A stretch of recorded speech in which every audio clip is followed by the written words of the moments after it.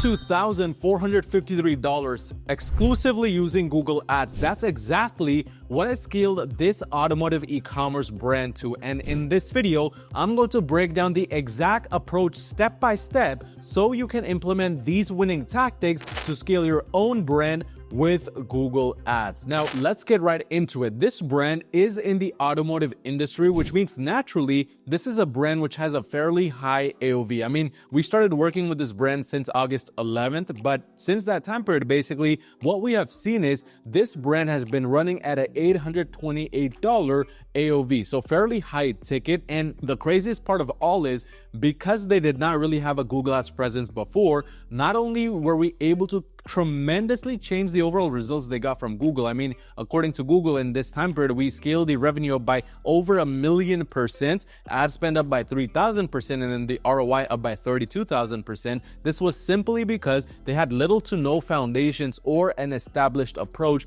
with Google Ads. They were basically spending little to no money when it came to their Google Ads campaigns. And the interesting part of all was this is actually a 24-year-old company. So they were heavily relying on just word of mouth traffic, referrals, and just SEO in general all this time to get their revenue. But the crazy part is the main reason why this brand even started with Google Ads and why we started working with them under their agency was, so about 2 years ago in July of 2023, August, September of 2023, what they realized was when they started running a little bit of Google Ads at very low traffic, although there were no types of conversions getting recorded during that time because they didn't have the knowledge to know what conversion tracking was, all those things, they saw a heavy uplift in the overall revenue on the back end. But they had to stop running Google Ads because they had no proper foundation in place, no proper tracking, none of that stuff. But they knew Google Ads was something that could potentially scale the brand further. So that's where we came in essentially about 2 months ago on August 11th. And that's when we started working with this brand. Now, with this brand, the break-even ROI is roughly a 2.13x. Although the AOV is fairly high, they have a very, very low break-even, which is very ideal for a brand in this situation because it makes scaling extremely easy. And this is a brand which sells specifically Volkswagen parts and accessories. So what they did is instead of going after a wide variety of different niches and sub niches and so on and so forth, they chose one specific category, one specific collection, and they went just after that only. Their break-even cost per purchase because of that is roughly $800. But as we see, even in the last 30 days, for example, our current cost per sale is $216. The ROI is a 3.43x. Both of these values are very, very high compared to what the clients wanted to achieve. And the main goal that they wanted the brand to achieve in roughly a 2 month to 3 month period, and the way Google Ads works is essentially they wanted a 3x ROI or more for Google to make sense, which we have already achieved. But the reason why Google Ads works this way is initially when you start any type of Google Ads strategy, when you're just trying to get the ball rolling, trying to gain momentum, Google is trying to rank your products against 3 different buying intent audiences. There's the high buying intent, medium buying intent, and then low buying intent. Initially, when you're trying to break into the market, when you don't have any sustainable Google Ads results, you are mostly going after low and medium buying intent audiences. And this is simply because your competition, which may have been within Google Ads for a longer period of time, where they may have better strategies or whatever the case may be, they're already stealing majority of the impression share for high buying intent audiences. That's where you see your brand sort of struggle with Google Ads initially. You're gaining some momentum, some days are good, other days are bad, and there's no clear consistency. Over time, this issue solves itself because as you spend more money on Google, as you hopefully optimize the product feed, which essentially is the strategy we took here, over time, Google normally starts to show your products towards higher buying intent audiences, higher buying intent keywords, and you start to win more auctions for them. This is why it's so crucial for you to not just run some campaign, but to optimize the back end as you get that data coming in, which is what we started with here. On a top fundamental level, we want to break into the shopping placements for this brand, which is why you see the major campaign here that's spending the most is a standard shopping campaign. And then there's a Performance Max campaign doing the best as well at a 10.9x ROI. Essentially, we started this approach with the hopes of getting into shopping and crushing shopping first. In my experience, within the the automotive industry, I've seen 9 out of 10 brands excel with shopping, which is why I always go after shopping first with brands within this niche. But on a fundamental level, with that approach in mind, we knew that in order to get shopping ads to work properly, we needed to have a strong foundation in terms of the product feed, the conversion tracking, landing page experience, because that's how shopping ads work. So we worked backwards. We put the top goal of crushing with shopping at the very top, and below that, we started working on the conversion tracking. Initially, there was no sort of conversion tracking at all, which again was a problem because they had spent money before, but because it wasn't getting tracked, they had to stop running their ads, and they avoided Google for over 2 years. Imagine how much more sales this brand could have gotten if they continued to run Google ads during that time. Not only would they be an authority, but they would already have an established strategy and be scaling with Google ads. But what we did essentially is they had a few different conversion tracking events already ranking here. They had GA4 tracking from 2 separate accounts. What we did is essentially we've set both of these as secondary because they were not doing the best job of tracking, and we installed our own via a GTM where to properly track all of these things. But once that was in place, then it was all about working with the product feed. Now in total, in terms of the products, this brand, because it's in the automotive industry, it has different types of parts, subparts, etc. Because of that, it has a decent amount of SKUs, about 213 that we had to focus on. And the first thing that we understood about this niche is the product images and titles. Because this is a more parts and accessories related brand,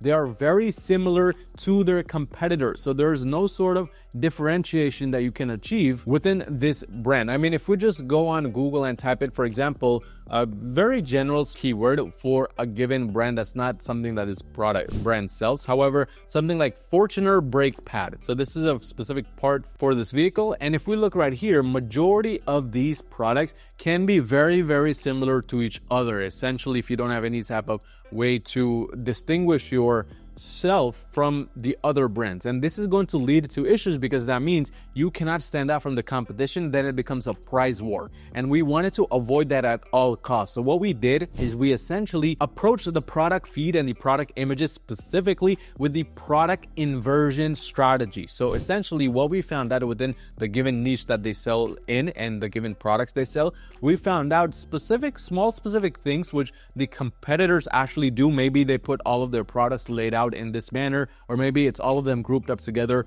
where it's directly facing the camera. And what we wanted to do is we wanted to invert it. So we wanted to change the direction. So if it was pointed straight at the camera, we wanted ours to point it from left to right. Or if it was all basically laid out in a specific manner in this situation, we wanted to be laid out side by side. So they were inverted in some way to stand out. This immediately helped us improve the overall CTRs, where below it was below a 1%, 0.5% even. Now it's closer to a 2%. That was the first immediate impact. And that alone allowed us to go from targeting that low and medium buying intent audience to a much more higher quality audience, because Google sees this jump in the CTRs and it immediately increases your quality score for your entire ad accounts, which ultimately helps you rank for higher quality audiences. And then from there, we approach the product titles. Now, it's fairly common for brands in this niche to have very, very broad product titles. They have specific keywords in there, and then they go into granular with specific part model numbers, etc.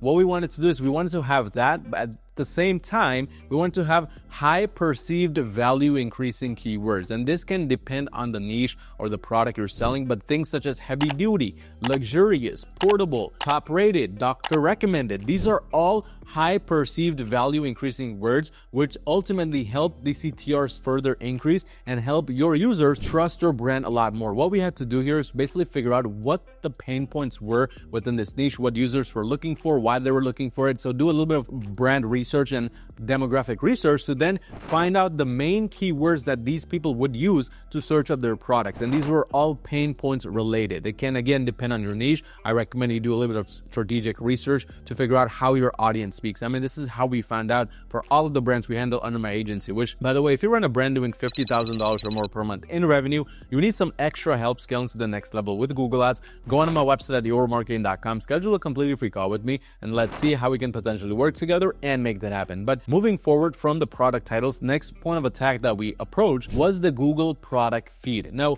with the product feed, I don't like to do any type of guesswork anymore. I don't like to randomly add in anything from the colors to the attributes to anything in that manner. So what I always do is within the shopping tab, I like to look through the section, the menu on the left-hand side to already see what people are searching for. In some niches and subcategories, you might find a lot of different attributes here, and others, you might barely find anything. Like in this situation, we only see the attribute free shipping, the brand, and then the pricing, stores, refined results, etc. But this refined results is the hidden gem, so to speak, where you can find a lot of key information and you can basically scale the brand and the product feed at a much better level just by devouring it and just from going from there essentially, which is exactly what we ended up doing. But with the product feed, the foundation out of the way, it was time to approach the campaign strategy. Again, we wanted to take a very simplistic approach, but we wanted to A/B testing right off the bat, which is why we launched a standard shopping campaign with all of our products in there essentially. And we were running this as a smart bidding based campaign. So even though this was a standard shopping campaign, we did want it to run with a target ROAS value of 300%. But the interesting thing was we also set a maximum CPC bid limit of $3 here. But essentially, that's how this would work when you set a 300% target ROAS.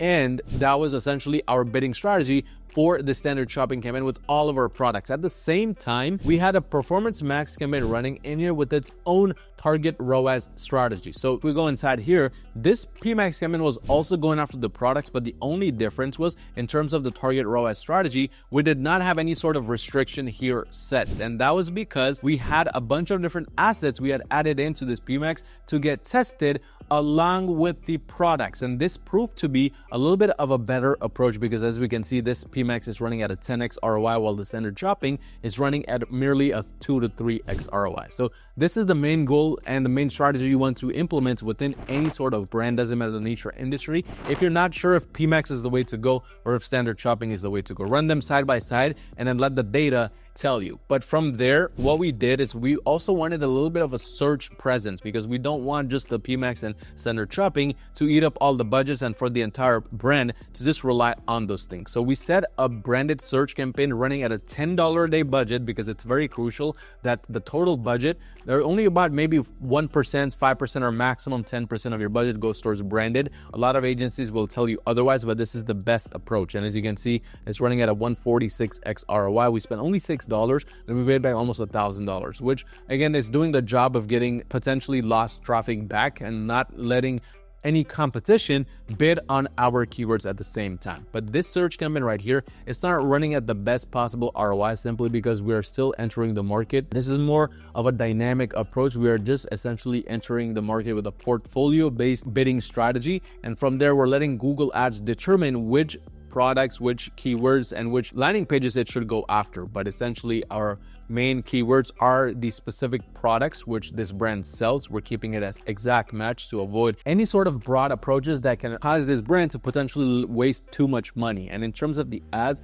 we're keeping it on a dynamic approach and we're taking it to a specific collection page because with dynamic search campaigns, collection pages often work the best. But that's essentially the main gist of how we are approaching the strategy. We're keeping it very simple and all we're doing to scale is whatever is working, we're increasing the budget and doing vertical scaling. That's it. There is no sort of horizontal scaling. We're not adding any more campaign tabs here to further scale the brand because vertical scaling is more than enough at this point of time to scale the brand to the next level while we focus on maintaining and establishing a proper ROI. And in this situation, because the PMax is doing well, our next steps are to focus more of our attention and budget on this PMax to get this revenue higher so that this overall ROI for the brand increases. But again, if you run a brand doing $50,000 or more per month in revenue, you need some extra help scaling to the next level with Google Ads, go on to my website at yourmarketing.com, schedule a completely free call with me, and let's see how we can potentially work together and make that happen.